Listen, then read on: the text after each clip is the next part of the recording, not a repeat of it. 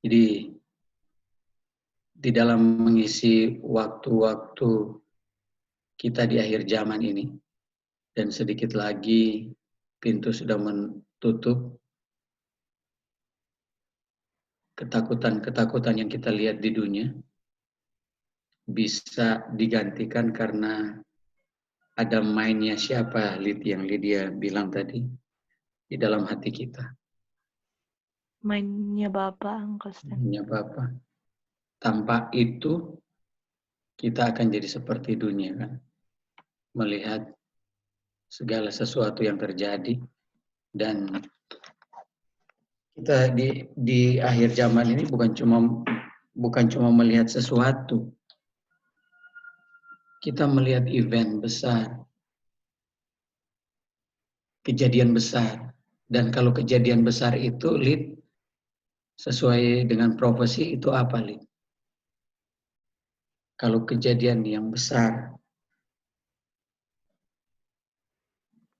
Kejadian besar, yang semua orang bisa recognize. Kalau kita mau cari alamat, apakah kita cari tanda yang besar atau yang kecil? Lid? yang besar. Contohnya seperti apa dulu, Lid? Contohnya, Waktu kita belajar, kita mulai dari mana? Waktu ada kejadian apa yang semua orang tahu? semua orang tahu ya ini. Ini seluruh dunia, Uncle Stan. Seluruh dunia tahu. Oh, 9/11, Twin Betul. Tower. Jadi kalau semua orang tahu, itu Weimar. Betul sekali, Uncle Stan. Dan kalau sekarang semua orang tahu, itu apa? Kita harus reasoning juga itu hal-hal yang terjadi. Karena Tuhan bilang, take heed, perhatikan. Itu kata perhatikan itu sangat dalam. Karena waktu kita perhatikan, kita nggak mungkin memperhatikan hal-hal yang common things. Hal-hal yang biasa-biasa. Pas satu yang luar biasa, kita harus bilang, ini ada apa ini? Dan kalau kita tidak dibangunkan karena ini, harus dibangunkan dengan cara gimana untuk umat-umat Tuhan. Iya kan? Kita semua yang sudah biasa reason hari-hari, dan waktu Tuhan bilang,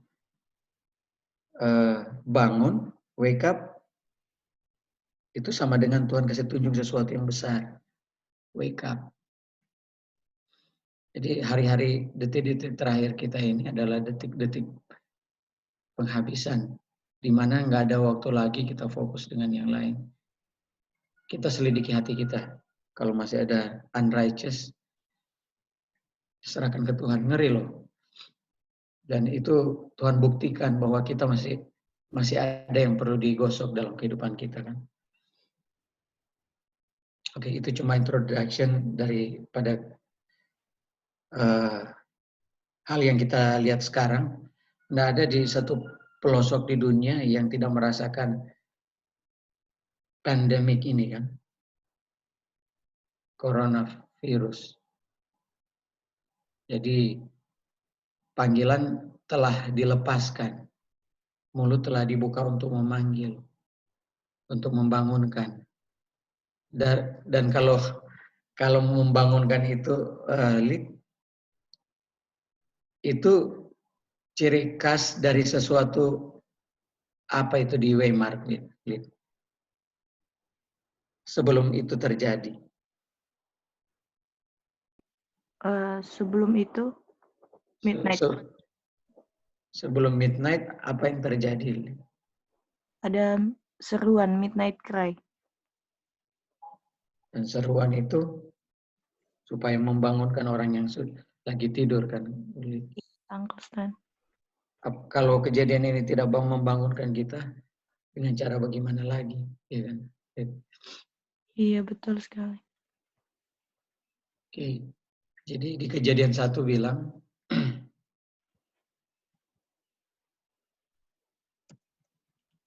jadi Kejadian 1 ayat 31, Tuhan melihat yang semua yang dia buat itu lihat sangat baik. Dan evening dan morning itulah hari ke-6. Tuhan menciptakan segala sesuatu, segala isi di bumi pada 6 hari tidak ada cacatnya. Semua sempurna, semua baik, sangat baik. Karena rancangan Tuhan itu tidak ada satu titik di dalam mindnya Bapa itu salah. Tetapi ingat kutipan kemarin bahwa setan mengadvocate, memprovok bahwa Tuhan itu masih ada yang kurang. Karena orang-orang tidak ada yang sempurna. Jadi di Genesis 3 ayat 6 dia bilang, dan wanita melihat. Tadi waktu Tuhan melihat yang dia buat itu baik. Waktu Tuhan lihat di ujung hari yang dia ciptakan itu semuanya baik. Tetapi waktu wanita melihat pohon buah pengetahuan baik,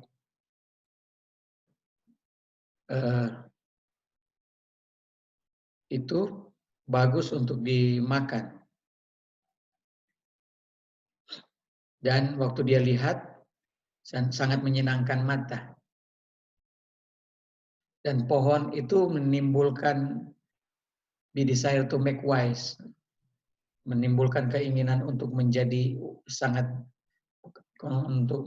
bijaksana. Dan ketika dia melihat pohon itu baik untuk dimakan, enak untuk dipandang, menimbulkan desire, keinginan untuk jadi bijaksana. Dan provokasi Tuhan bahwa di Genesis 1 ayat 31 itu enggak benar. Karena ternyata ada yang lebih baik dari itu. Itu yang dibilang setan kan, secara konsep. Bahwa lihat, kamu belum sempurna. Dia tawarkan buah. Dan Hawa, she took the fruit thereof. Dia mengambil buah daripadanya. Dan kalau kita tahu buah adalah karakter kan. Makanya waktu Yesus mau datang ke pohon ara, dia mau cari karakternya. Ini Hawa kok ambil buah yang dilarang. Buah yang dilarang adalah buah yang bukan karakternya. Dan dia mau makan. Setelah dia makan, dia gave also to her husband with her and he did it. Dan Adam juga memakannya. Jadi dia gave. Dia berikan bibit itu kepada suaminya. Karakter itu kepada suaminya.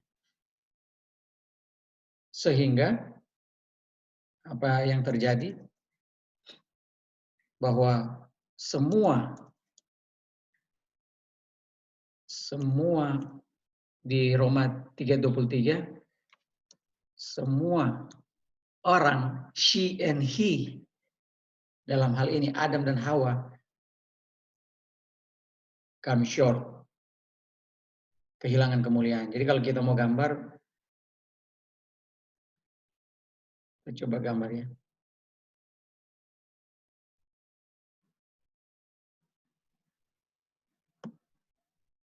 Ini perjalanan mereka, Adam dan Hawa.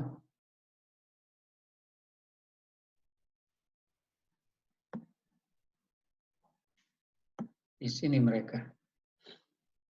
Dan di sini dibilang very good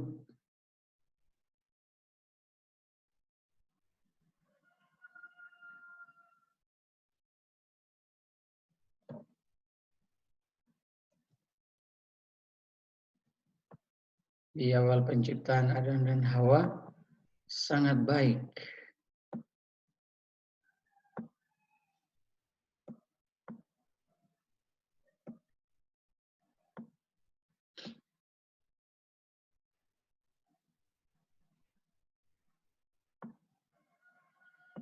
Jadi di sini waktu Tuhan ciptakan sangat baik.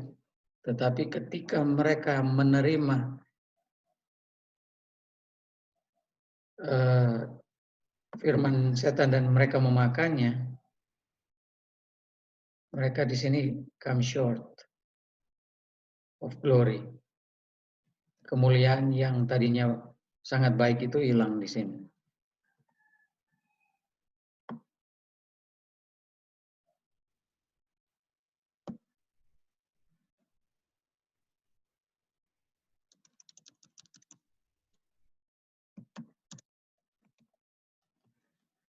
Short.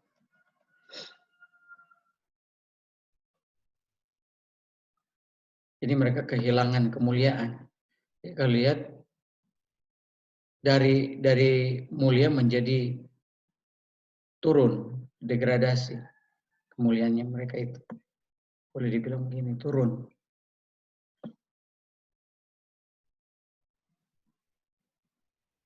Jadi di sini Genesis 1 ayat 31 yang tadinya very good di ayat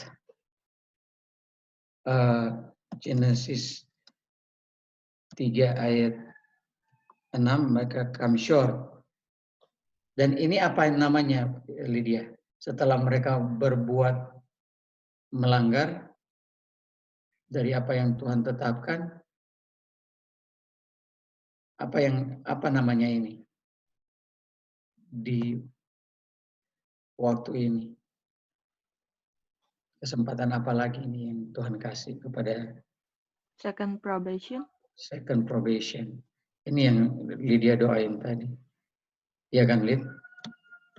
Oh iya. Telah diberikan lagi. Lagi itu, again itu second probation.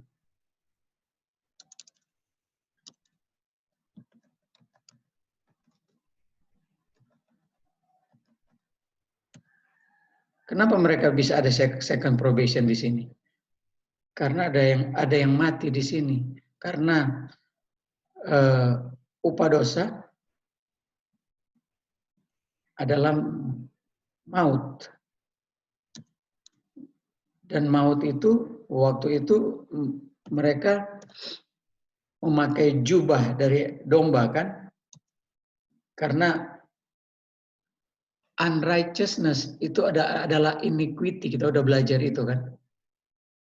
Bahwa orang yang telah jatuh di dalam dosa itu jadi unrighteousness karena ada iniquity. Tapi karena ada righteous yang sudah mati, yang gantikan mereka, mereka bisa dapat second probation. Dan itu bukan hasil mereka, tapi itu gift dari Tuhan. Jadi tidak ada satu titik pun usaha manusia untuk keluar dari come short-nya selain daripada kematian domba. Dan itu adalah pemberian.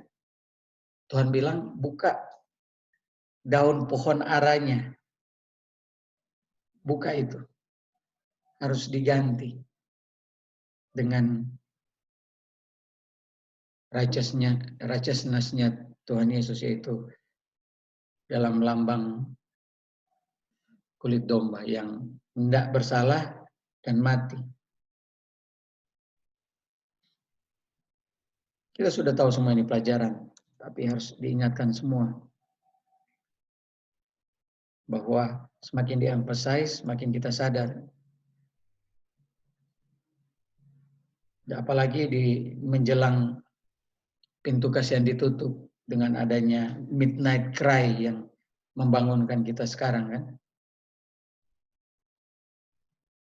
Jadi di Yohanes 3:16 dibilang, karena Tuhan mencintai dunia,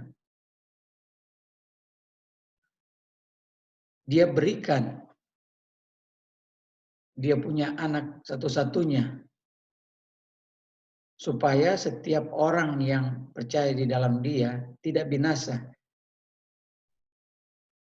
tetapi beroleh hidup yang kekal.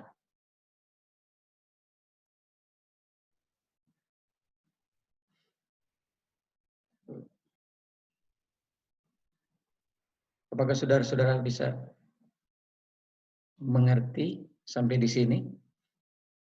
Boleh kelihatan, saudara? Sorry tadi. Bisa Pak Stan. Iya, puji Tuhan Stanley. Puji Tuhan ya Om. Jadi apa yang Bapak lakukan? Dia berikan anak yang Dia kasihi karena Dia mengasihi isi dunia ini. Dan orang-orang yang percayalah yang dapat benefit daripada anaknya ini. Tuhan memberikan anak yang Dia kasihi untuk dunia yang Dia kasihi. Tetapi dunia yang kasihi itu adalah orang-orang yang percaya, yang memperoleh hidup yang kekal. Jadi Bapa itu adalah kasih. Karena Dia kasih dan tidak pernah ada di dalam hidupnya tidak kasih, Dia berikan anaknya. Supaya orang yang percaya dan mengasihi Dia dapat memperoleh Bapa yang dari kekekalan. Bapa yang punya kehidupan. Dan orang yang sudah come short di dalam kehidupannya, sudah hilang kemuliaannya, bisa menemukan lagi di dalam Bapa melalui anak yang diberikan. Jadi apakah Tuhan membiarkan ketika Adam dan Hawa come short, Dia langsung lupakan atau Dia berikan jalan keluar? Langsung ada yang namanya kematian yang seharusnya tidak mati. Domba tidak layak untuk terima kematian. Tapi karena untuk sebagai penebusan manusia yang tadinya harus terima kematian, Dia yang harus mati. Luar biasa ya. Tadi ini yang Lydia bilang. Di Filipi 2 ayat 5. Untuk menjadi bijaksana, Lydia 25. Let this mind be in you, which also in Jesus Christ. Jadi also itu ada juga mainnya itu di Yesus Kristus, yaitu mainnya Bapa ya. Di luar Bapa di luar Yesus siapa lagi selain di luar Yesus? Cuma ada Bapa. Jadi mind itu ada di dalam Bapa yang diberikan kepada yang ada di dalam Yesus yang diberikan kepada kita. Jadi coba kita pikir-pikir, karena apa yang menyebabkan kita berdosa? Karena mindnya hati manusia adalah busuk, semuanya busuk. Semuanya keinginan-keinginan yang lain selain dari hal-hal surgawi. Jadi kita lihat di dalam Yesus yang punya mindnya Bapa, apa yang terjadi? Di dalam rupa manusia. Karena ada mindnya Bapa, Dia merendahkan dirinya dan menurut sampai mati. Meskipun mati yang paling kejam, cross itu mati yang tidak terhormat ya. Mati yang paling cruel, paling kejam. Dan Dia bisa lewati itu. Enggak ada mainnya Dia terlibat di situ. Dia menurut akan mainnya Bapa. Ingat waktu Yesus mau disalibkan, seluruh malaikat siap-siap mau tolong Dia, tapi Bapa tidak kasih. Bukan berarti Bapa benci anaknya. Tetapi itu semua untuk kepentingan yang atas nama kasih. Kalau Dia tidak selesaikan, Tuhan Yesus tidak selesaikan misinya, kita nggak selamat. Jadi Kasih di sini bukan perasaan. Kasih di sini adalah prinsip. Dan Yesus mati karena prinsip. Di dalam kemanusiaan Yesus, dia merendahkan diri. Kalau dia merendahkan diri, dia mengosongkan diri kan. Nggak ada di dalam dia yang dia mau banggakan. Dia menurut, dia nggak punya rumah, nggak punya alamat. Dia lahir di kandang binatang. Nggak ada satu pengeluhan yang keluar dari mulutnya. Nggak ada satu murmuring, ocehan yang keluar dari mulut Yesus.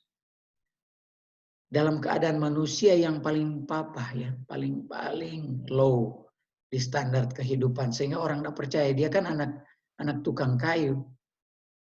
Kita tahu masa kecilnya bagaimana, susah kok dia. Tidak ada kelebihan dari orang ini. Bukankah fashion as a man? Tidak ada kemuliaan yang dia tunjukkan dalam kehidupannya. Jadi kalau mau ada mind seperti Yesus, harus ikut jalannya. Cuma satu-satunya jalan harus ikut polanya Yesus.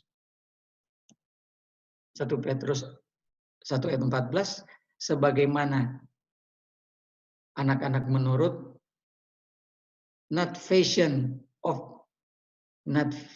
yourself according to form lust in your ignorance. Tidak menggunakan, kalau kita pakai bahasa dari Filipi, tidak menggunakan manusia kamu. Tidak menggunakan yourselves menurut kedagingan di masa kamu punya ignorance. Jadi kalau mau menurut, bukan menurut kita punya keinginan-keinginan daging. Tapi Yesus sudah kasih pola. Yesus sudah kasih pola. Dia menurut sampai mati di kayu salib. Bukan cuma mati di kayu salib.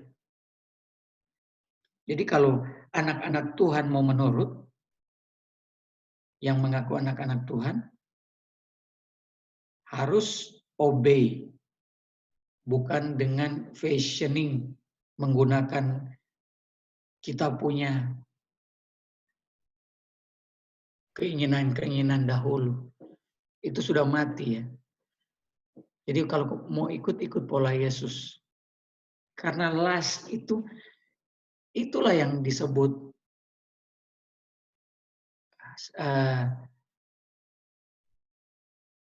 manusia. Karena manusia sudah kehilangan semua kemuliaannya. Jadi manusia nggak ada baiknya. Dari very good drop. Dia menjadi come short. Dan sekarang manusia yang come short itu apa isinya di dalam?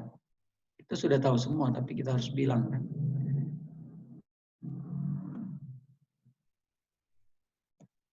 Jadi come short.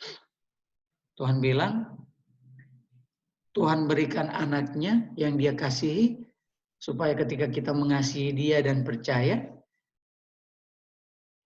kita bisa diselamatkan. Jadi kasih itu cuma satu. Sebagaimana kasih Bapa cuma satu, kasih manusia pun kalau mau obedience, menjadi seperti Kristus yang menyerahkan diri menurut kepada Bapa, tidak ada pikiran dia di dalam hidupnya dan menurut sampai mati. Kasih itu cuma satu. Dan kalau ada kasih lain, apa yang terjadi? Tuhan bilang di 1 John 2 ayat 15, love not the world. Jangan kasih yang kamu kasih ke Bapa terbagi untuk kasih ke dunia. Dan jangan juga kasih segala sesuatu yang ada di dalam dunia. Jika ada manusia yang mencintai dunia bukan mencintai Tuhan, ya kan? The love of the Father is not in him. Kalau Lydia punya bahasa tadi, dia bilang bahwa mind-nya Bapa nggak ada di dalam dia kan, Lid? Orang-orang yang mencintai dunia, apakah mainnya ada di dalam mereka? Tidak ada. Jadi, love of Father is not in him. Apa semua itu yang ada di dunia? Keinginan flesh, keinginan mata, terbuka matanya di dunia, dan pride of life. Orang Nado bilang ini makan puji, kebanggaan diri, angkat-angkat diri. Itu semua bukan dari Bapa. Mainnya ini bukan dari Bapa. Tapi ini dari dunia. Ini semua dari dunia. Kita selidiki hati kita. Apakah masih punya ini semua? Ketiga hal ini. Apakah penting untuk lihat tiga hal ini? Untuk di-cleanse. Dan masa cleanse kita adalah waktu probation.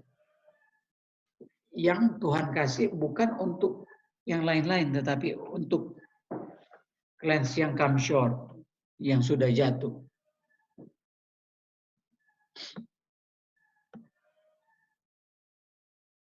Dan Tuhan bilang bahwa bumi yang mempunyai tiga hal ini akan berlalu. Tetapi dia yang believe, do it, untuk melakukan, obey the will of God, akan tinggal selama-lamanya di kerajaan surga.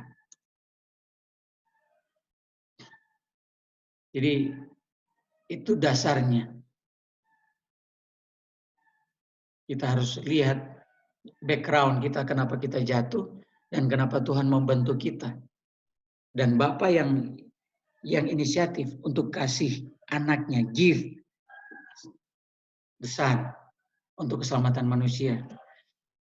Kita ingat kemarin jadi punya kutipan ini. Banyak sekarang meratapi ketidakpatuhan dari anak-anak mereka. Dan tidak ada lain untuk menyalahkan diri mereka. Biarlah, let this look to their Bible. Biarlah hal-hal ini dilihat di Alkitab. Bible sini apa ini? Alkitab kan ini? Coba kita jangan salah. Alkitab ya. Biarlah, let this look to their Bibles. Biarlah mereka melihat Alkitab mereka. Lihat bagaimana Tuhan sebagai orang tua dan pelindung mereka. Let them take up their long neglectness duty. Biarlah mereka melihat kegagalan mereka di masa lalu, tugas-tugas mereka yang mereka gagal, mereka abaikan di masa lalu. Mereka harus merendahkan dirinya sebagaimana Tuhan Yesus merendahkan dirinya. Humble themselves itu tidak mengisi sesuatu dari dirinya sendiri, melainkan mainnya Bapa yang ada di dalam mereka, love-nya Bapa yang ada di dalam mereka. Tuhan bilang repent. Kita tahu repent adalah time of refreshing kan, ada latter rain dan early rain yang akan wash. Kita punya neglect duty ini kan, dan itu terjadi Tuhan kasih di second time of probation. Jadi repent. Saudara-saudara melihat waktu, apakah kita tidak merasa bahwa ini perlu. Dan merasa masih panjang nggak waktu kita ketika Tuhan kasih tanda. Waymark. Dan ini barusan kita realize bahwa virus yang ada sekarang untuk membangkitkan hati orang tua, hati anak, bertobat. Dan kita hari-hari jangan buang-buang waktu. Belajar sungguh-sungguh datang kepada Yesus karena cuma Dia jalan satu-satunya kan. Jadi humble themselves, rendahkan hati dan bertobat di hadapan Tuhan. Mereka punya acuh tak acuh kegagalan to follow His direction, untuk mengikuti perintah Tuhan di dalam mendidik, mentraining anak-anak mereka. Ini kemarin Didi udah kasih. Mereka harus berubah dari cara mereka untuk mengikuti Alkitab. Alkitab itu kita tahu sword kan, pedang kan. Tajam, iris, buang hal-hal yang tidak perlu dalam kehidupan kita. Jadi ikut Alkitab, lurus dan hati-hati sebagai penuntun dan sebagai konselor. Dan Tuhan sudah kasih bagaimana harus keluar harus menjadi seperti Tuhan Yesus. Mengalahkan kedagingan, mengalahkan lust of eyes, mengalahkan pride of life.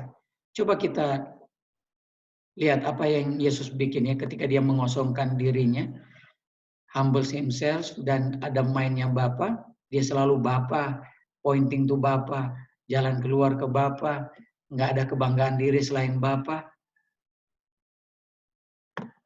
Kita tahu di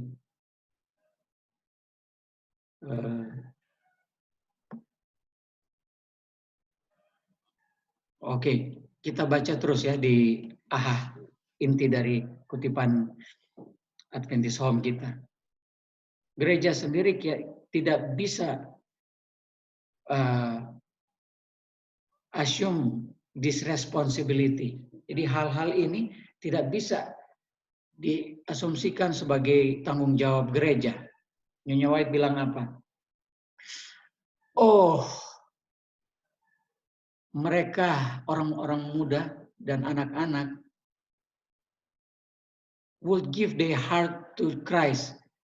Sepatutnya memberikan hati mereka, atau harusnya memberikan hati mereka kepada Kristus. What the army might. Sebagai satu kekuatan kayak prajurit ya, kekuatan prajurit. Kalau anak-anak, orang muda memberikan hati mereka kepada Kristus. Then be rise up, win others to righteous. Jadi dia bilang kalau orang-orang muda memberikan hati mereka kepada Kristus, seperti seorang prajurit, seorang tentara, kemudian bangkit untuk memenangkan orang lain kepada kebenaran. Kita tahu untuk memenangkan orang lain kepada kebenaran, kita harus dulu yang menangkan. Kita harus dulu yang righteous. Kita harus dulu yang tidak ada iniquity. Sebab orang-orang yang righteous tidak ada iniquity. Dan orang-orang yang unrighteous, doa mereka tidak didengar Tuhan. Karena ada iniquity. Tetapi orang-orang yang righteous, yang benar, yang merendahkan hati, yang ada mainnya Bapa, mereka kuat seperti tentara. Tetapi dia bilang sini, orang-orang tua harus tidak meninggalkan pekerjaan ini hanya kepada gereja saja. Jadi orang-orang tua harus merawat anak-anak mereka menjadi seperti Kristus. Mereka kuat, menjadi kuat. Karena coba kita pikir ya, di dalam kehidupan hari-hari kita sekarang ini, kalau ada anak yang lome-lome, tidak didirect berdasarkan Alkitab. Apakah mereka hidup di dalam ketakutan? Wih, ada begini, wih. Rasa-rasanya mereka sedangkan mau bermain udah takut. Tetapi kalau orang tua yang righteous, orang tua yang benar, memikul tanggung jawab untuk memperkenalkan Kristus di dalam kehidupan mereka melalui Alkitab dan Roh Nubuat, anak-anak mereka akan menjadi kuat. Karena kita akan sedikit lagi akan battle, akan berperang. Dan musuh terbesar kita adalah diri kita yang ada word-nya di dalam.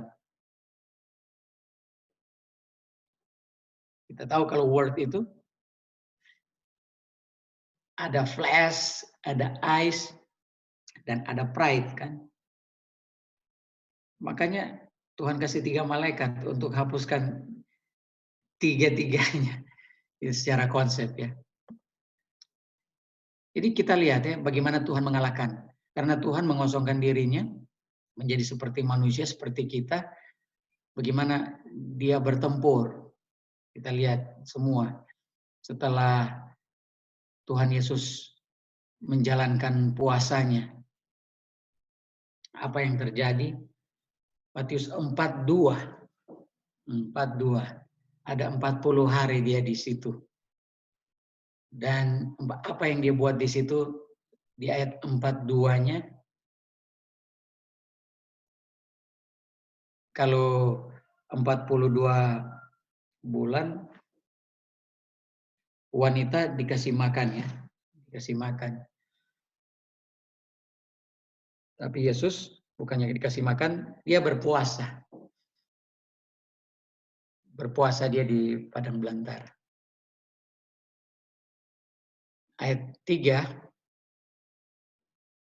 ketika penggoda datang kepada Tuhan Yesus dalam keadaan berpuasa 40 hari 40 malam, dia berkata, jika kamu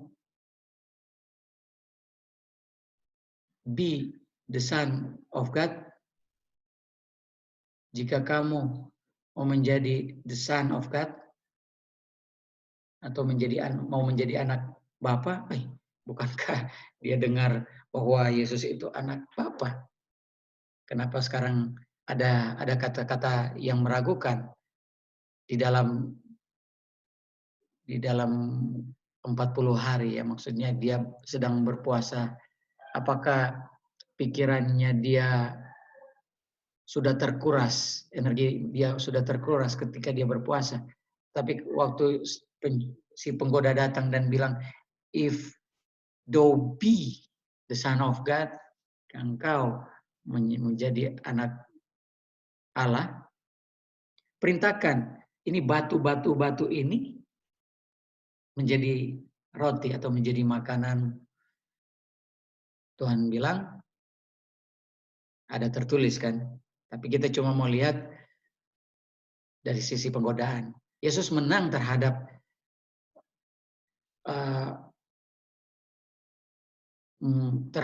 setan ketika setan mau direct pikirannya, mau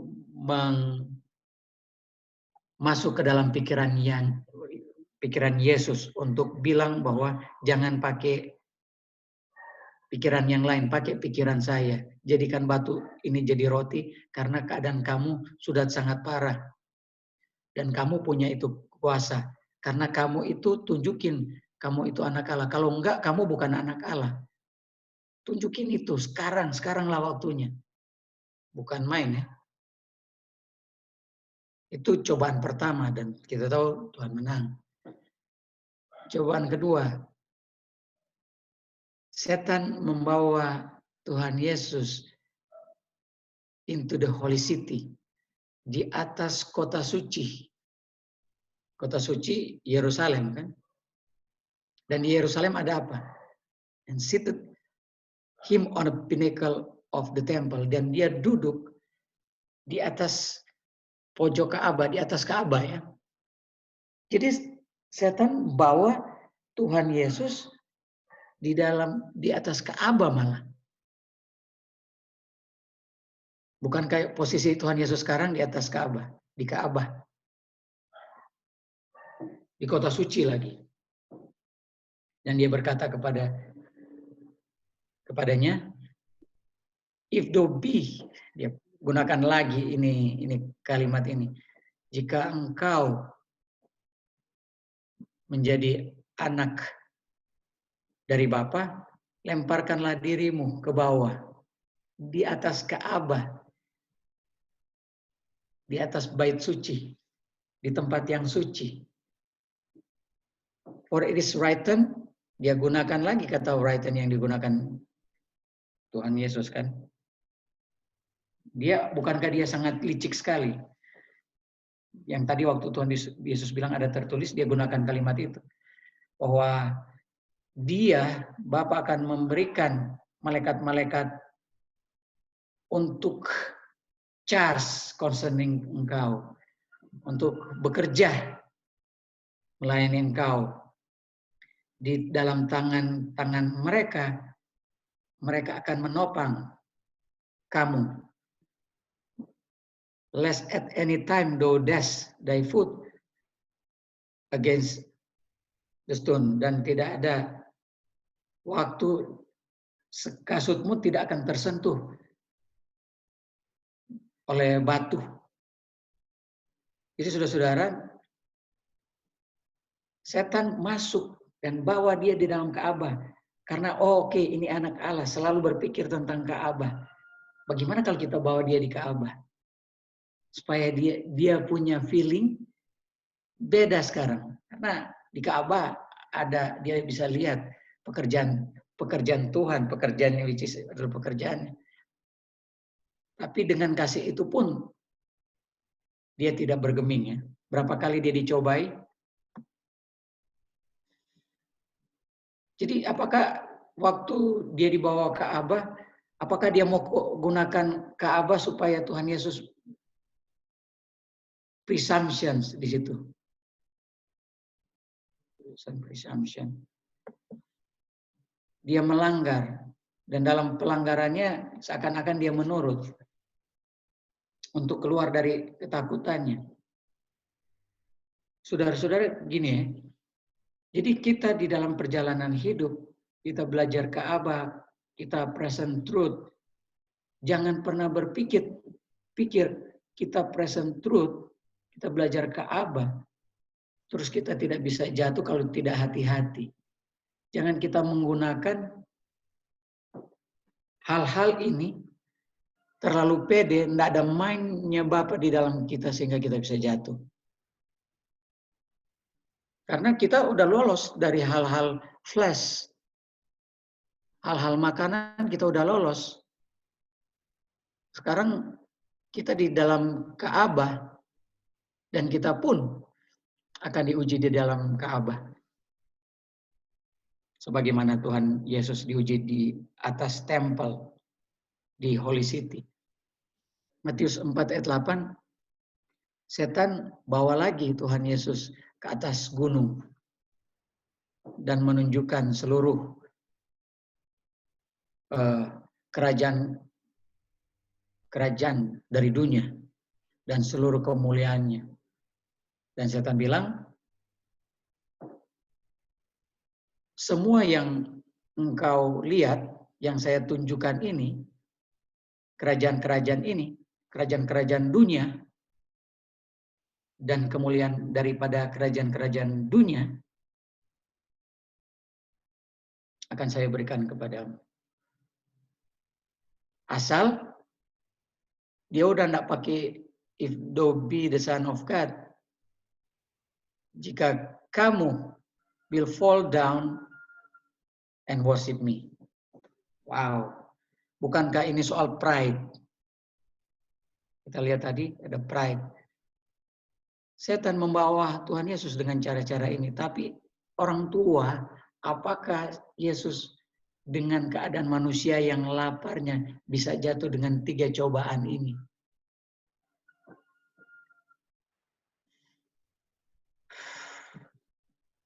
Bukan main. Yang Tuhan minta adalah kepada orang tua, parents, sesuai kutipan di atas, give your children to love through Jesus Christ to God.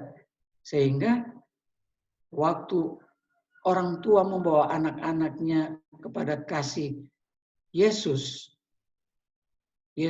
dari Yesus kita memperoleh kehidupan kekal yang berasalnya dari Bapa. Sebagaimana dibilang God love, kan?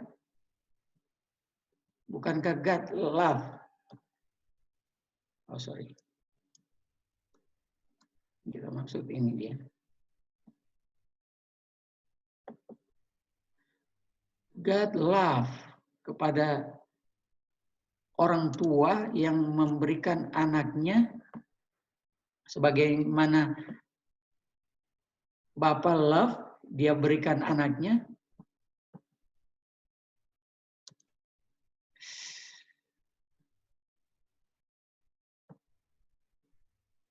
Ini ya, Bapa love, dia berikan his son.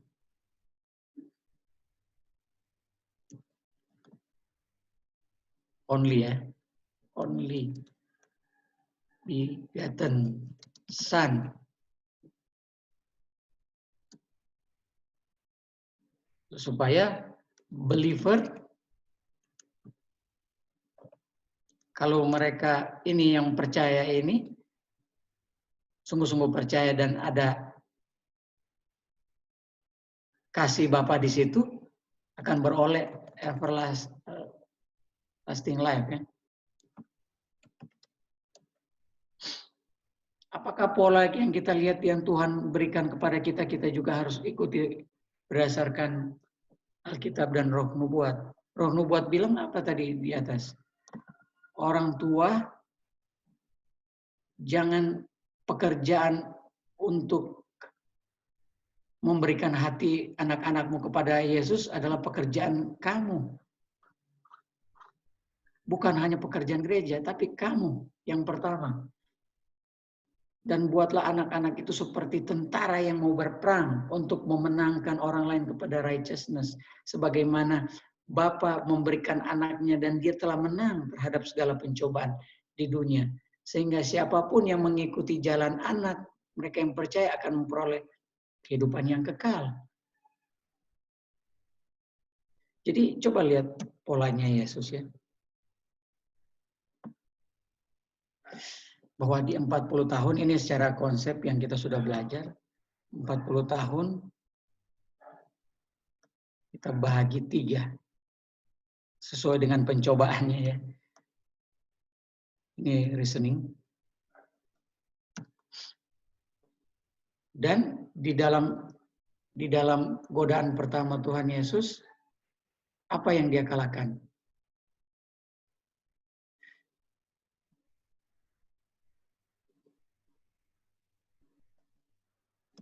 Batu jadi roti kan? Apakah itu soal flesh? Lapar itu soal keinginan dari badan punya keinginan enggak? Tubuh menuntut untuk itu enggak? Iya kan kalau kita lihat. Ini secara konsep yang ada di konten daripada firman Tuhan. Ini kan dia bertempur. Dia tidak mau mensupply sesuatu yang bukan dibilang oleh Bapa, bukan mainnya Bapa. Sehingga meskipun dia flashnya udah menderita, dia tidak supply dengan sesuatu yang tidak diperintahkan oleh Bapa.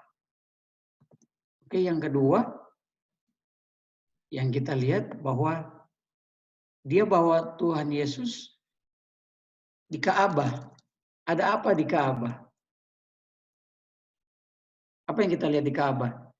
Light kan, ada kaki Dian kan di situ. Light lah. Dan light itu ada minyak enggak di situ untuk membuka mata. Terang. Dan minyak itu ada bitten. Bukankah itu semua hal-hal yang membukakan mata kita. Jadi karena kita menurut, karena ada terang kan, kita tidak bisa melihat, kita tidak bisa obey kalau kita tidak ada diterangi. Dan itu persoalan mata kan di situ. Kita lihat ada flash di dalam, ketika kita menang di flash, kita masuk ke bilik suci. Ada itu. Ada soal terang di situ. Dan Tuhan dibawa oleh setan ke gunung. Sebagaimana 144.000 dibawa di gunung di Wahyu 14. Dan di atas mereka, jidat mereka atau forehead mereka ada nama kan. Dan ini masalah penyembahan, worship kan. Worship apakah itu I want to be like most high? Bukankah itu pride? Dan di terakhir kita akan battle to battle. Karena apakah worship dengan sandalwood atau worship kepada Tuhan? Jadi kalau mau dibagi, ini ada di courtyard ya. Karena dia harus menyalipkan dagingnya. Saudara-saudara, saya harap bisa ikuti secara konsep ya. Karena kata-kata ini bisa disalahartikan kalau kita mau lihat konsep yang kita bangun dari awal ya. Ini apakah kita harus menyalipkan diri kita atau cross, ini halaman. Dan kalau kita lihat ini, apakah light itu, minyak itu, terang itu ada di bilik suci kan? Bilik suci secara konsep ya. Saudara-saudara, mudah-mudahan saudara-saudara mengerti apa yang kita bicarakan pagi ini. Dan kalau mau ketemu Bapa ada di mana? Worship itu ada di mana? Bapa itu ada di bilik maha suci kan? Masalah penyembahan. God lah. Taruh Bapa di situ. Karena setan ingin menjadi seperti like the most high. Dan ini urutannya kan. Urutannya itu, penggodaan itu ada di situ. Makanya ada 3 penggodaan yang Tuhan Yesus kalahkan. Jadi saudara-saudara, itu dia. Dan kalau tidak ikut jalan Yesus, lust of flesh, made bread, but harus hidup berdasarkan firman Tuhan. Eyes watch. Di dalam hari-hari terakhir kita, apakah kita, kalau di atas ketinggian, banyak orang yang merasa takut di dalam ketinggian kalau dia jatuh kan. Fear. Dan setan membawa Tuhan Yesus di atas ketinggian Ka'bah. Dan apakah kita sekarang hidup di dalam suasana itu yang kita lihat hari-hari terakhir ini? Present truth-nya bahwa banyak hal-hal yang kita mau ditakuti setan. Tetapi kalau kita takut dan bilang suntik saja, apakah itu presumption kelas berat? Dengan mau melanggar, cari jalan keluar dengan melanggar supaya fear itu, rasa bebas, takut itu enggak ada. Apakah rasa takut yang dikasih dunia itu cuma sementara? Solusinya juga cuma sementara. Jadi Tuhan bilang, kalau kamu tetap di dalam jalanku, yaitu di dalam Ka'bah, yaitu Yesus Kristus, nggak ada ketakutan. Jadi itu semua yang dikalahkannya, 3 hal ini. Halo, Ustaz. Ya, halo, silakan. Om, tadi bagaimana bisa light nomor 2 tadi?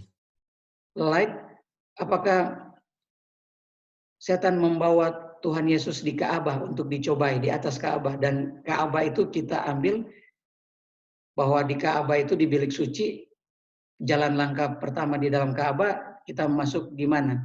Bilik suci. Dan di bilik suci itu, apakah ada 7 kaki dian di situ, Bob? Dan 7 kaki dian itu disuplai sama oil dari olive kan, dan oil olive itu dibiten, dipukul sehingga menerangi kan. Apakah itu soal light? Dan Mazmur 115 bilang kita nggak bisa jalan kalau nggak ada ini, kalau nggak ada light. Benar kan Bob? Kita nggak bisa masuk ke Ka'bah kalau kita gelap, kalau kita nggak ada mind of dari konsep. Tapi Bisa lihat di situ. Ya. Yang kita maksud kalau di batu jadi, kan kalau yang baris atas itu Matius 4, kalau baris bawah itu kan Ka'bah. Iya. Kalau di Oke, makanya kita bilang tadi Bob, jangan terpaku dengan keterangan kita punya keterangan di atas ini, karena lihat konsep. Karena batu jadi roti, apakah dia menderita badannya 40 hari Bob? Dan harus disuplai dengan batu jadi roti. Dan apakah itu badannya itu babak belur di situ? Flashnya babak belur di situ kan? Iya. Di ujian pertama. Karena Word bilang semua yang berasal dari dunia adalah lust of the flesh, lust of the eyes, dan pride of life. Kalau kita coba aplikasikan di tiga cobaan Yesus yang menang, apakah waktu dia disuruh batu jadi roti itu sama dengan salib juga, Bob? Waktu badannya babak belur tapi dia seakan-akan gini, kamu harus mati kan? Yesus mengosongkan dirinya dan dari mengosongkan dirinya dia menurut sampai mati kan. Dan waktu di ujian pertama kalau dia tidak makan, fleshnya akan mati. Itu yang kita ambil dari garis itu, Bob, dari garis itu. Atau Bobby mau ada sesuatu yang Bobby mau terangkan, silakan. Karena kita terbuka ya. Oh iya, kita cuma mau tanya saja di mana bisa. Kalau worship kan memang Yesus worship, maksudnya ujian penyembahan ada di tiga. Betul. Jadi roti memang ada. Jadi yang Bobby tanyakan kenapa dia ada di halaman pertama? Kenapa light? Kenapa light itu termasuk di ujian keduanya Yesus itu? Light-nya itu. Hubungan light dengan ujian kedua Yesus. Karena gini, Yesus seakan-akan setan bilang gini, Yesus, kamu kan sekarang lihat kamu di kota Yerusalem dan di Yerusalem Holy City ada Ka'bah. Ini suci loh. Ini suci. Dan kamu berdiri di atas, kalau di step pertama di atas Ka'bah itu masuk ke bilik mana, Bob? Bisa orang masuk ke bilik suci kalau tidak melewati, bisa masuk orang bilik maha suci ketemu Bapa kalau tidak lewati, dari konsep ya, melewati bilik suci. Dan di bilik suci yang kita mau tekankan adalah light yang bercahaya terus di situ kan, nggak pernah mati kan. Dan light itu adalah terang. Terang itu menyangkut penglihatan nggak, Bob? Iya, menyangkut. Dan kaitannya di situ, Tuhan Yesus berada di situ. Kamu kan udah di atas di Ka'bah. Kamu bikin apa aja. Seakan-akan terang itu, seakan-akan gini, dia kan bikin sesuatu yang boleh kok bikin berdosa, kamu di Ka'bah, kamu sudah berada di Ka'bah, punya terang, dan dari terang itu, coba lihat, bukankah Bapa akan perintahkan kamu karena kamu adalah terang, karena kamu ada di Ka'bah, kamu nggak bisa jatuh. Makanya kenapa ini kita mau kaitkan ya. SDA nominal merasa dirinya merasa sudah selamat karena mereka merasa sudah berada di dalam Ka'bah. Tapi apakah mereka di dalam kegelapan yang sangat terlalu percaya diri di dalam Ka'bah tetapi bukan menurut berdasarkan faith tetapi presumption. Karena atas nama sudah Advent. Bukankah itu sama dengan bilang sudah di Ka'bah bisa selamat? Itu yang kita punya penekanan, Bu. Jadi mentang-mentang kamu sudah, makanya dia bilang kamu Tirus memiliki banyak terang. Kamu Tirus memiliki banyak terang, itu privilege yang Tuhan bilang, Tuhan kasih yang memiliki banyak terang. Tetapi dari privilege terang yang Tuhan kasih itu, kamu nggak menggunakan itu sehingga kalau itu dikabarkan di zaman Sodom dan Gomora, mereka masih ada loh. Tapi kamu pikir kamu karena Advent, kamu karena ada di dalam Ka'bah, kamu pikir terang itu masih percaya, padahal kamu presumption semua. Bukankah itu jalan untuk ke Bapa kalau kita salah mengerti di situ? Kalau anak-anak, orang muda tidak diajarkan jangan presumption, kalau presumption jadi nggak ada fungsi terang itu di dalam kehidupan kita. Itu kan setan mau goda Tuhan Yesus di dalam Ka'bahnya untuk menjatuhkan diri. Bisa lihat koneksinya itu, Bob. Jalan pertama menuju bilik pertama di dalam Ka'bah itu, karena itu yang kita lihat, Bob. Sesuai dengan urutan. Urutan di Ka'bah ada courtyard, ada bilik suci, dan ada bilik maha suci. Dan bilik maha suci kalau kita lihat ada Bapa, dan bilik maha suci dia ibaratkan seperti kalau di Revelation 14 itu ada di mana? Dan 144 itu ada di situ. Di atas gunung kan? Iya, Domba. Apakah itu mountain-nya? Iya. Yang melambangkan bilik maha suci dari urutan perjalanan kalau lihat. Karena apakah kita berjalan I'm the way, ikut Tuhan Yesus. Dan ikut Tuhan Yesus harus mengalahkan flesh, mengalahkan eyes, dan mengalahkan pride. Dan kita bisa lihat kalau kita mau ikut secara konsep, itulah yang urutannya kita taruh di situ. Boleh mengerti, Bob? Karena ini konsep yang kita bawakan, ini konsep. Kalau orang mau cari tidak ikut urutan dari konstruksi yang kita bangun, akan susah mengerti kata-katanya gitu. Coba Bobby boleh ulang, Bob.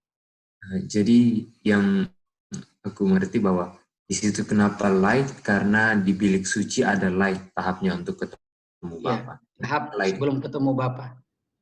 Tidak ada yang pergi ke Bapa selain Yesus kan?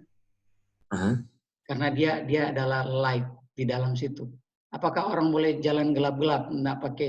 Apakah waktu bilang Saul itu buta, apakah dia bisa jalan, Bob? Atau harus dituntun dengan servantnya, which is Yesus sendiri kan yang tuntun dia keluar dari kegelapan. Waktu dia mau aniaya kan, dia pikir dia sudah pegang surat dari Yerusalem, which is Ka'bah itu, Bob. Otoritas dari Ka'bah, dia pikir itu light. Presumption kelas berat, tapi itu karena terangnya juga belum sampai di situ, Bob. Apakah dia pikir dia terang, tapi dia berjalan dalam kegelapan karena atas nama gereja? Apakah salah kelas berat di situ, Bob? Saul dan akhirnya diganti namanya di jidat jadi Paulus. Jadi gunung di atas gunung dan dia harus bawa keluar dari situ. Boleh lihat di situ kenapa? Apakah yang bisa dimaksudkan karena Yesus dibawa ke Ka'bah, di mana Ka'bah adalah sumber terang karena Yerusalem. Apakah ada satu kalimat di dalam Alkitab itu yang setan pakai dia tidak reason? Coba kita lihat. See the pinnacle of the temple. Apakah itu artinya dia mau bikin Yesus confidence? Dia mau bikin Yesus nominal. Benar nggak, Bu? Sudah di atas Ka'bah kok. Nggak apa-apa. Ya, ini ya. Kalimat yang kita tekankan di sini. Dan Ka'bah itu nggak bisa ke Bapa kalau dia nggak lewatin ini bilik suci dulu. Apakah kita bahaya sekali merasa diri kita sudah di present truth, terus ada kata-kata, oh kalau jatuh kan masih bisa berubah. Oh itu presumption kelas berat, itu gelap itu. Karena kita udah masuk di zaman virus, nggak boleh jalan buta-buta karena merasa kita sudah present truth. Apakah ini cuma sebagai pelajaran? Ya, apakah Yesus kita itu adalah pola?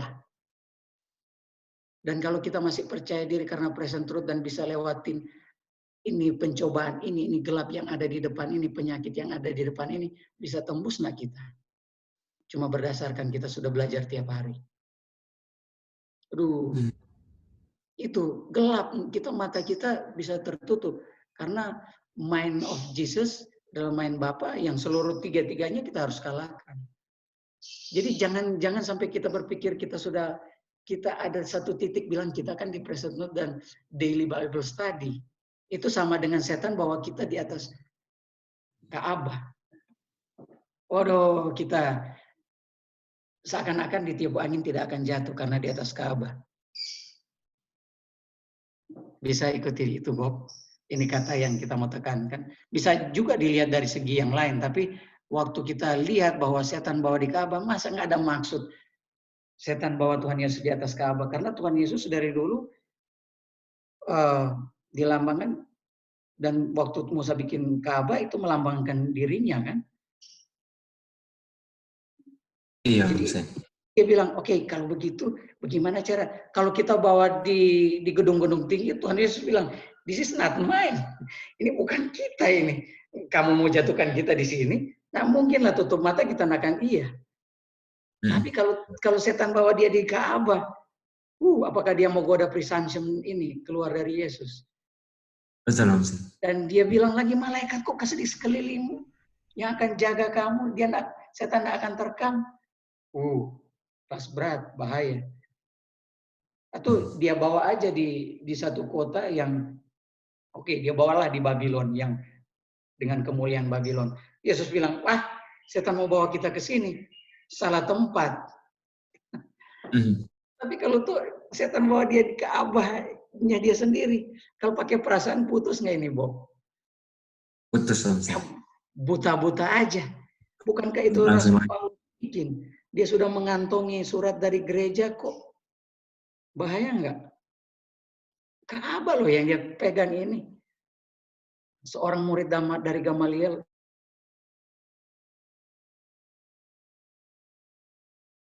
Ka'bah, bukankah itu tugas mulia? Kalau itu sampai terulang di zaman kita, bahaya dengan terlalu percaya diri kita di present truth. Tetapi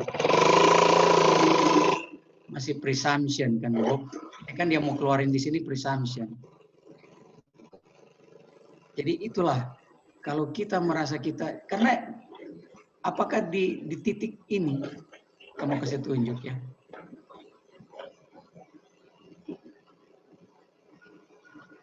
Apakah di titik ini,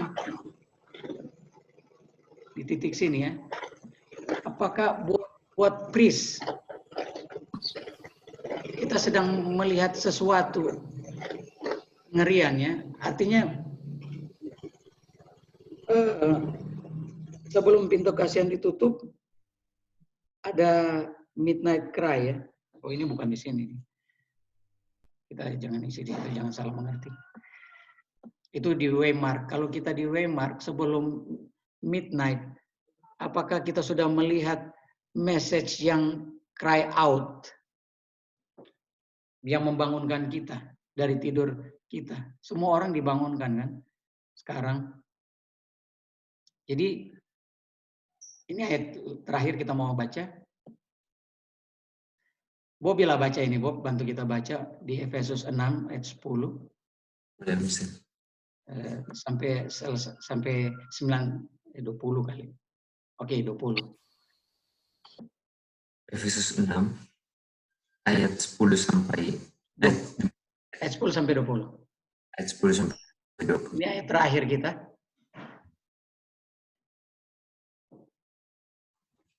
Finally, pada akhirnya saudara-saudaraku, be strong, jadi kuat. Jadi kuat. Sudah kuat kan kalau be ready, be strong itu sudah kuat dalam Kristus. Dan di dalam kekuatan daripada dan di dalam kuasa daripada kekuatannya, power of his might. Apakah ini grace, Bob? Iya, misalnya. Ayat 11, put on the whole armor of God. Kepada semua persenjataannya Tuhan. Iya. Supaya kamu bisa berdiri. Kita mulai put on itu. Put on itu. Pakailah seluruh perlengkapan senjata Allah, ya kan? Oke. Ambillah persenjataan. Sebelum Bobby lanjutin, arm ini apakah yang di kutipan bilang yang di AHA tadi, karena ini penekanan kita untuk menjadi seperti army harus pakai armnya, harus jubahnya. Tuhan bilang kalau kita berikan anak-anak kita, berikan hati anak-anak kita kepada Kristus, apakah kita boleh kuat seperti arm dan bisa rise up untuk menang kepada righteous. Oke, itu dari situ kita coba lihat bagaimana supaya jadi arm. Ini dia. Oke. Ambillah daripada senjata Tuhan, Seluruh senjata Tuhan, perlengkapan senjata Tuhan, ya. supaya kamu bisa berdiri, supaya kamu sanggup berdiri melawan the wiles of the evil, daripada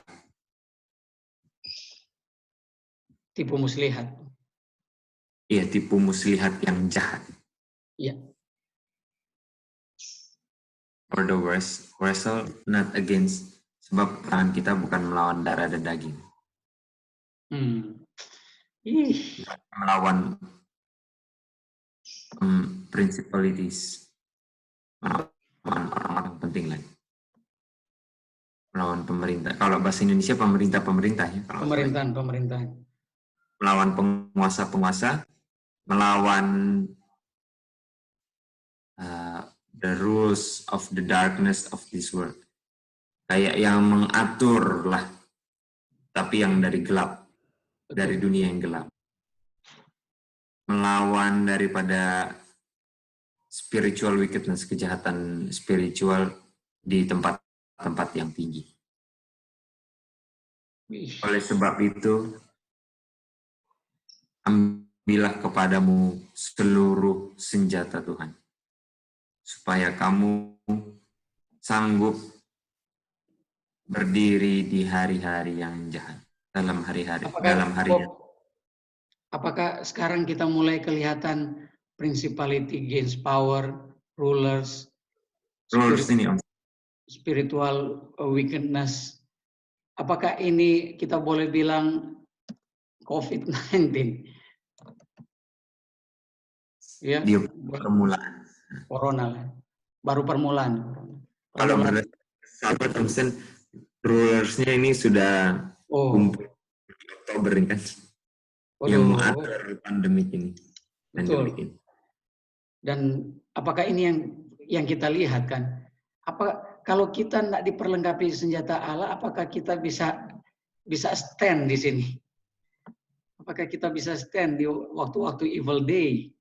Kalau kita tidak diperlengkapi senjata Allah, Bob.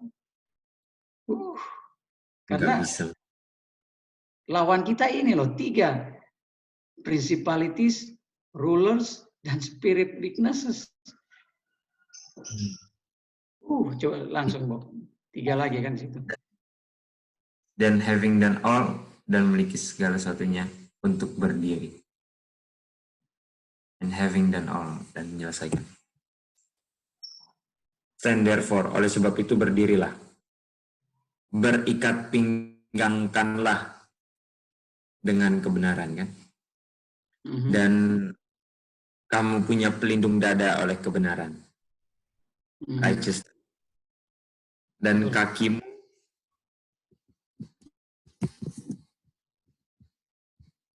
kasut ini. Shoot kasut. Sepatu kasut betul. Ya, dan kamu punya kasut kaki, fit shirt, dengan persiapan daripada gospel of peace. Ini kan kalau gospel of peace dikabarkan pakai kaki kan, Om Sen? Iya, ini dia kaki. Jadi, Bob, pelindung itu kalau kita tidak berdosa, righteous, Bob. Dan kalau kita tidak berdosa, kita bisa gambarkan gospel enggak, Bob? Kenapa kalau berdosa apa, Om Sen? Apakah yang di ayat kemarin yang dia bilang yang bikin unrighteous apa? Iniquity kan? Iya. Dan kalau iniquity apakah dia telanjang? Bisa enggak berperang dengan telanjang, Bob? Makanya yang pelindung dada itu adalah dada kalau ditombak langsung mati kan. Yaitu pelindung dada yaitu righteousness. Jangan ada dosa. Kalau masih ada dosa jangan pergi berperang. Anak-anak dan orang muda kalau tidak ada ini berani nggak bawa gospel? Berani nggak kalau unrighteous atau iniquity terus keluar terus menginjil? Cerita apa kemarin yang anak seven son of Sceva?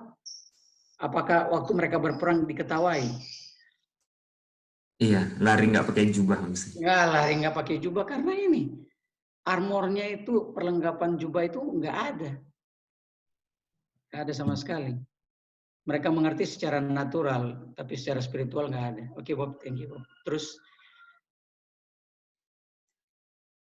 Jadi dan di atas segala sesuatunya ambillah tameng daripada iman, yang dimana kamu akan sanggup untuk quench all ini, padamkan api. The fiery darts of the wicked. Dan ambillah ketopong keselamatan. Dan pedang daripada roh, yang mana pedang roh itu adalah firman Tuhan. Berdoalah selalu dengan suara. Adalah pedang ya. Firman Tuhan adalah pedang, spirit. Jadi kalau kita menghadap ke orang, apakah waktu kita di bawah pengadilan kita cuma pakai firman Tuhan? Apakah tertebas nggak mereka itu? Oke, Bob. Terus?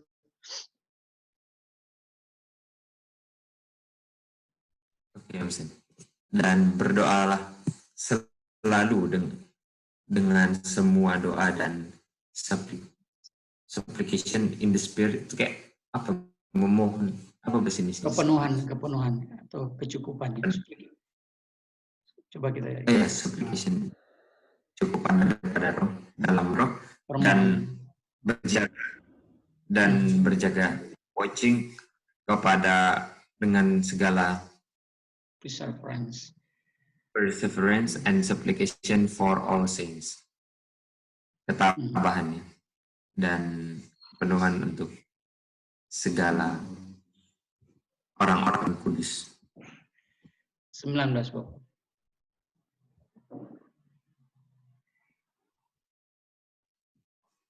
Kita baca bahasa Indonesianya. Ya. Dalam segala doa dan permohonan, berdoalah setiap waktu di dalam roh. Ini bahasa Indonesianya nggak dapat sekali. Nggak dapat, makanya. Ya, ayat 9. And for me, dan untuk saya, that utterance may be given unto me. Supaya saya bisa membuka mulut saya dengan berani untuk membuat jadi bisa diketahui akan misteri gospel. Jadi misteri of gospel yang selama ini nggak diketahui bisa diketahui melalui saya bilang dari mulut saya dengan berani. Ayat 19. Dengan gamblang ya, terus terang ya, berani. Itu. Ayat 20. For which I am an ambassador in bonds. Karena saya adalah ambasador dalam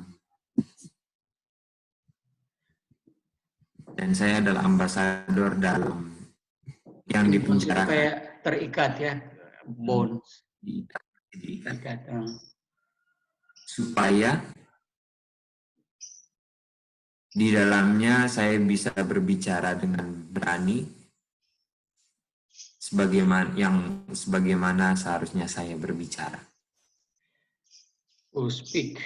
Ingatnya kata dragon kan. Jadi saudara-saudara, di akhir dari tahun 2019 ada sesuatu yang disembunyikan, tetapi disembunyikan itu kita akan buka misterinya kan. Siapa? Unmask, dia punya istilah, Bob. Menelanjangi kan. Topeng yang mereka bikin, bukankah itu yang kita hadapi? Dan di 2020, bukankah kita akan speak boldly dari pelajaran-pelajaran yang kita lihat kan? Apakah sudah mulai terungkap siapa yang di belakang itu? Apakah sedikit lagi ini akan orang-orang yang memakai internet seperti kita yang bicara soal kebenaran akan di shutdown atau di delay? Dan apakah kalau coba pikir begini ya, sebelum pintu kasihan ditutup ada midnight cry kan untuk membangunkan, dan kita sudah establish dari pertama seperti 9/11 itu sign yang diketahui semua orang. Dan apakah COVID ini diketahui seluruh dunia? Dan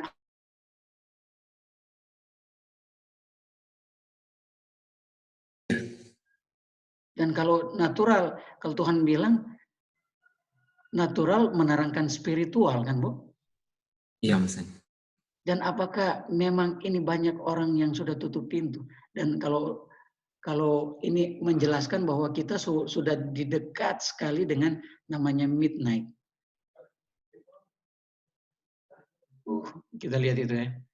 Jadi ini sedikit lagi kita akan stepnya setelah ini kita akan di delivery di Church and State dan mempertanggungjawabkan iman kita kan, dan kita akan speak di situ. Jadi mengingat waktu kita stop saja sampai di sini, dan Roh Kudus yang selalu menerangkan kita di dalam hati kita dapat menjelaskan bahwa orang tua harus membentuk anak-anaknya supaya mempunyai pola seperti Yesus yang mengalahkan seperti seorang tentara yang mengenakan seluruh perlengkapan, ada gospel di situ, ada semua yang coba kita lihat, ada righteousness, gospel, karena yang kita lawan itu adalah principality, rulers, spiritual, supaya kita bisa berdiri, anak-anak kita dan kita berdiri waktu kita berdiri di sinagog dan di council untuk menginjil di situ. Sedikit waktu lagi. Karena events, time no longer, tapi kita lihat events, semuanya sudah mengarah ke situ. Events ini yang kita lihat bahwa, waymark kita sedikit lagi akan sampai ke sini. Saya bawakan ini di dalam nama Tuhan. Kita kembalikan ke ini ya, ke Sonder. Makasih, udah melewati waktu sedikit. Terima kasih, Pak Stan. Terima kasih, Pak. Terima kasih, Bro Stan.